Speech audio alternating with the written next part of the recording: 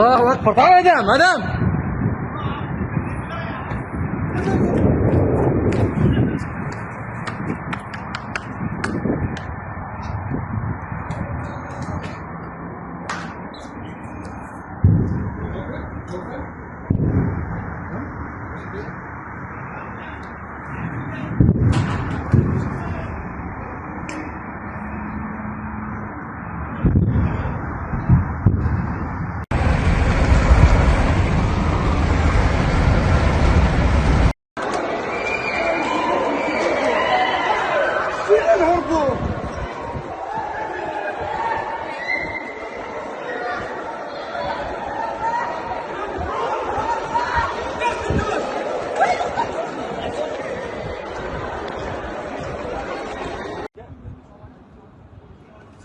Life من الدوحة.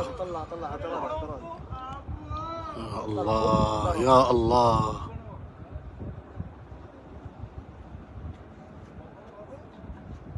बिस्मिल्लाहिर्रहमानिर्रहीम। अस्सलाम वालेकुम नाज़रीन, आप देख रहे हैं डिजिटल दावा नेटवर्क और मैं हूं हम्माद हमीद। नाज़रीन, आखिर वही हुआ जिसका इंतज़ार पूरी दुनिया कर रही थी। पूरी दुनिया की नज़रें इस वक्त अरब ममालिक पर लगी हुई थी। मशरक़ वुस्ता इस वक्त पूरा हाई अलर्ट था। सऊदी अरब, कतर, बहरीन, कुवैत, UAE, पूरे अरब ममालिक में रेड अलर्ट था।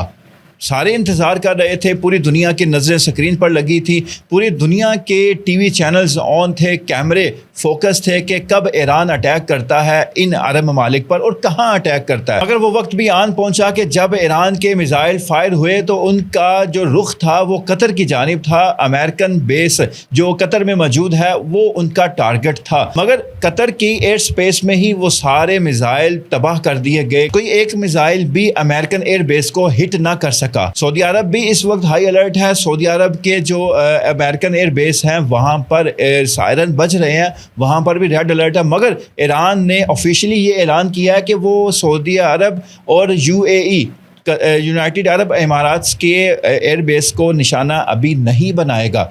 फ्यूचर में मुस्तकबिल में बना भी सकता है, मगर उन्होंने कहा कि अभी नहीं बनाएगा। अभी जो उसका निशाना अभी जो उसने बनाया, जो फुटेजेस, जो वीडियोस, जो मनाजिर सामने आ रहे हैं वो सिर्फ कतर के एयर बेस के आ रहे हैं। कतर अल अदीद एयर बेस है जहां पर अमेरिकन आर्मी वहां पर मौजूद होती है। वहां पर उनके तैयारे और बाकी उनका साजो सामान वहां पर मौजूद होता है। पूरा अमेरिकन फ़ौज का बेस है वहां पर। तो वो बेस ईरान ने आज निशाना बनाया और उसके ऊपर मिसाइल दागे, मगर वहाँ तबाही का कोई मगर वहाँ पर तबाही की कोई न्यूज़ नहीं आई। नाज़रीन, अरब कंट्रीज़ में कहाँ कहाँ पर अमेरिकन बेस मौजूद हैं वो आज मैं आपको इस वीडियो में बताऊँगा। सबसे पहले कतर में जो सबसे बड़ा जिनका फौजी अड्डा है अल अदीद में अल अदीद नामी एयर बेस है जहाँ पर अमेरिकन फ़ौज का सबसे बड़ा एयर बेस है।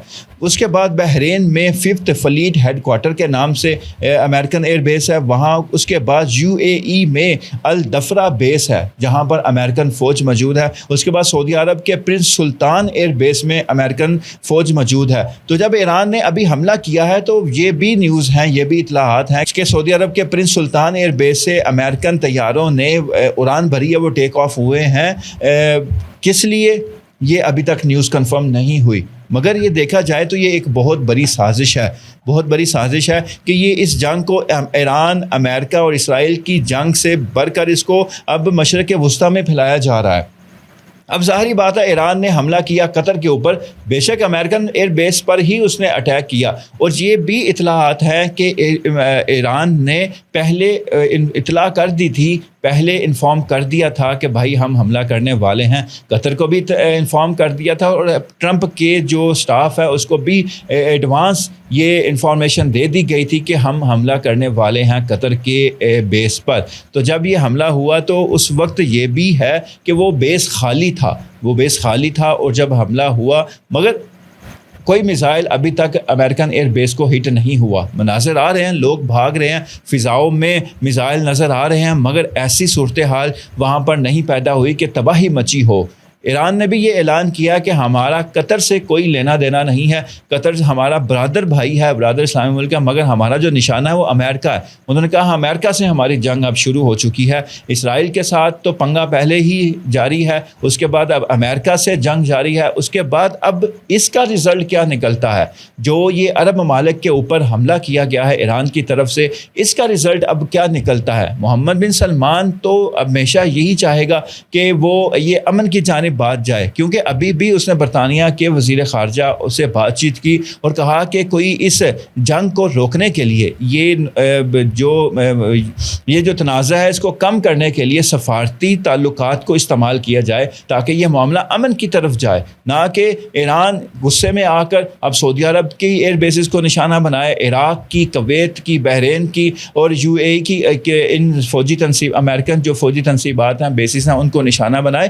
تو یہ ایک جنگ کس لیے پھیلائی جا رہی ہے؟ تاکہ یہ مسلمان آپس میں ہی لڑیں، آپس میں ہی ان کی جنگ شروع ہو جائے۔ جو دشمن ہے اس کو کچھ کرنا نہیں پڑے گا، جو امن کا دشمن ہے وہ کچھ نہیں کرنا، جو امن کا دشمن ہے اس کو کچھ نہ کرنا پڑے، اور یہ آپس میں ہی مسلمان ممالک جو ہیں، یہ عرب ممالک ہیں، یہ آپس میں ہی ان کی جنگ شروع ہو جائے۔ یہ ہے آج کا پلان، مگر اب یہاں پر اب عقل مندی یہ ہے کہ عرب ممالک کو اب یہ ہے کہ حوصلے سے کام لینا چاہیے۔ ایران نے حملہ کیا ہے، اگر وہ ایران حملہ کرتا ہے تو وہ اس کی ریزن، اس کی وجہ دیکھے، اور یہ نہیں، اور بجائے اس کے کہ ایک بڑی جنگ شروع کی جائے۔ قطر اب حملہ کرے ایران کے اوپر، اور پھر کویت کے اوپر، پھر کویت حملہ کرے، پھر عراق حملہ کرے، سعودی عرب بھی، اور یہ ایک عالمی جنگ چھڑ جائے، تو اس سے پرہیز کرنا چاہیے۔ ہم دعا گو ہی ہیں اللہ سے کہ اللہ تعالیٰ اس جنگ میں حق کی فتح دے، حق کی فتح کے ساتھ اس جنگ کا خاتمہ ہو اور دنیا دوبارہ امن کی طرف جائے۔ آمین ثم آمین۔